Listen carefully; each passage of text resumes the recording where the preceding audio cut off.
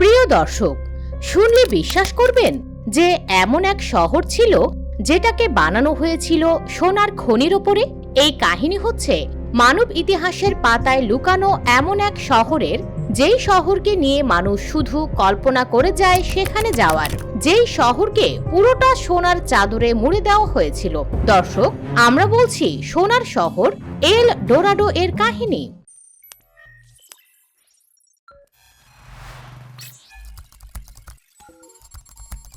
মানুষ সবসময় কালের গহ্বরে লুকানো কাল্পনিক জনপদের কল্পকথায় বিশ্বাস করে আসছে। এমনই এক শহর হচ্ছে এল ডোরাডো।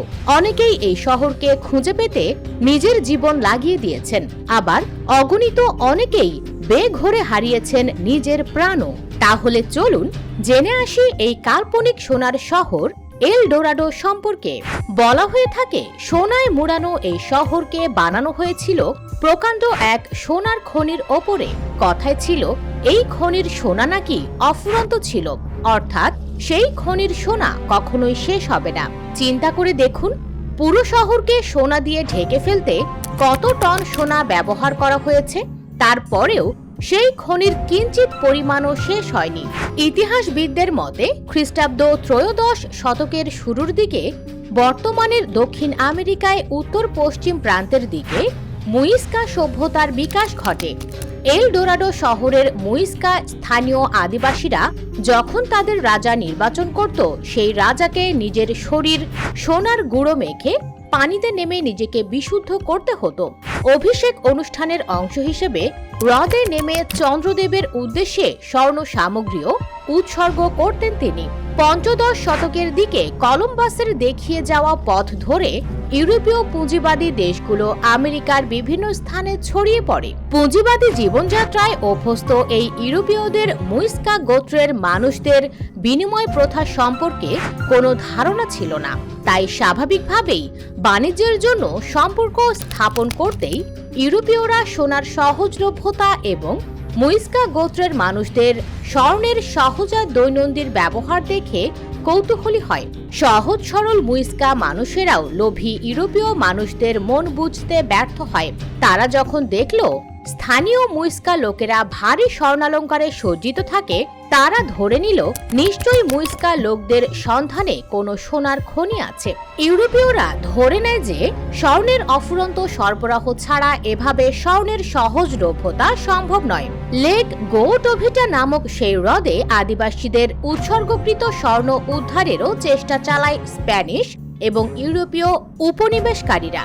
শুধু স্প্যানিশ এবং ইউরোপিয়ানরা নয়, জার্মান, পর্তুগিজ এবং ব্রিটিশ কলোনির প্রতিনিধিরাও এল ডোরাডো শহরের রহস্য ভেদে চষে বেরিয়েছেন দক্ষিণ আমেরিকার পর্বতমালা এবং গহীন আমাজনের জঙ্গল।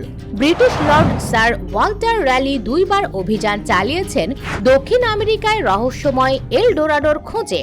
মূলত ব্রিটিশ উপনিবেশের নতুন ঘাঁটির জন্য ইংল্যান্ডের রানী প্রথম এলিজাবেথ 1595 সালে বর্তমান গায়ানায় পাঠিয়েছিলেন স্যার র্যালিকে।